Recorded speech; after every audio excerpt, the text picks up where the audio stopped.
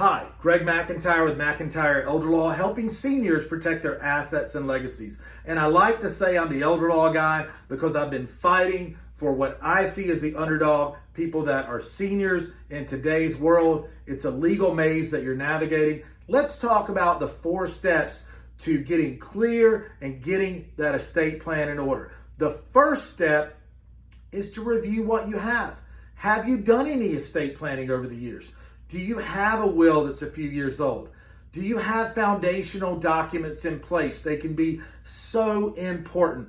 If, heaven forbid, because of accident, illness, or injury, you became incompetent or incapacitated and did not have in place a financial power of attorney, a general, durable power of attorney, then your assets would essentially be frozen. You could leave your spouse or children in a really tough situation, having to go through the court process of guardianship for you. You don't want to be in that situation. So review what you have and see if you can get clear on what you have right now. Any estate planning documents, okay?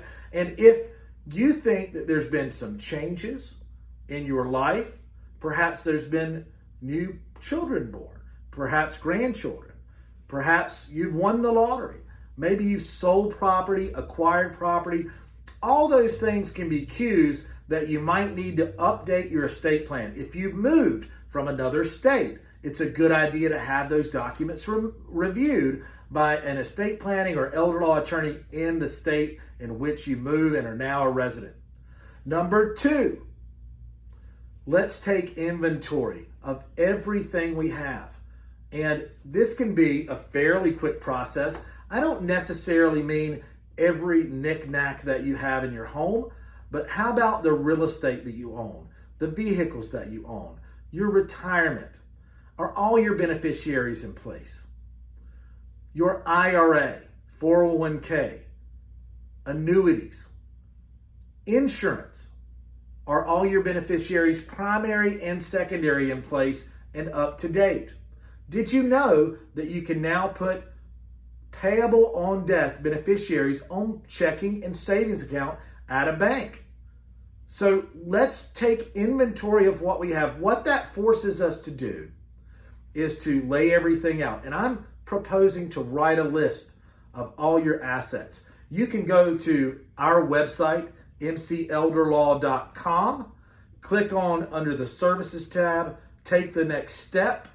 Click on that Take the Next Step link, and there's a really nice downloadable document that will allow you to take inventory of not only the things in your life and the assets, right?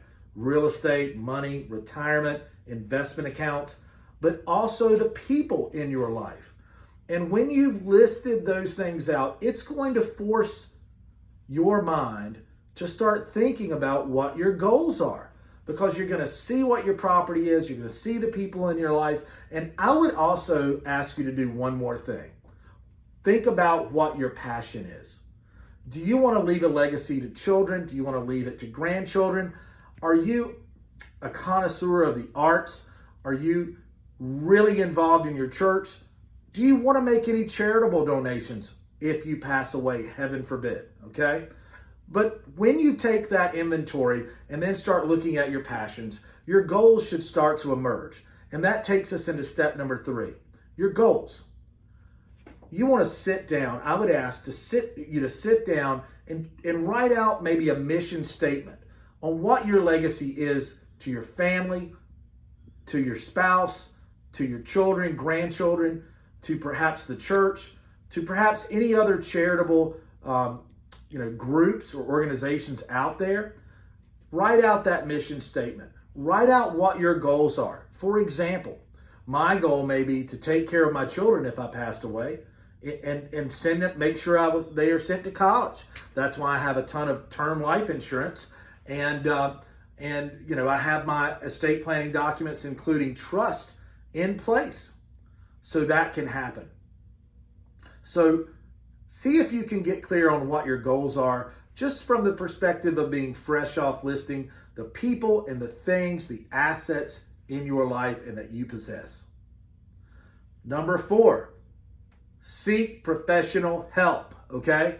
And what I mean is sit down with someone who does this every day, a licensed estate planning or elder law attorney, and go over your inventory of the people and the assets in your life, go over your goals, and then, for example, if you sit down with me at my firm, over the course of, say, 30 minutes to an hour usually, we can get really clear on what those goals are and what options the law provides for you to achieve peace of mind that your estate plan is the way you want it, that your assets are protected, that you still have control of your assets, and that they're being passed down to your children, to your grandchildren, to whatever charities, the way that you want it done.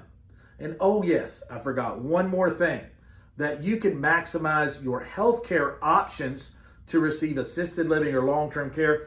Heaven forbid you're one of the 70% of people that need some type of long-term care during their lives. Hey, I thank you for listening to my short video on the 4 steps to achieving clarity, peace of mind, and putting in place a great estate plan for you.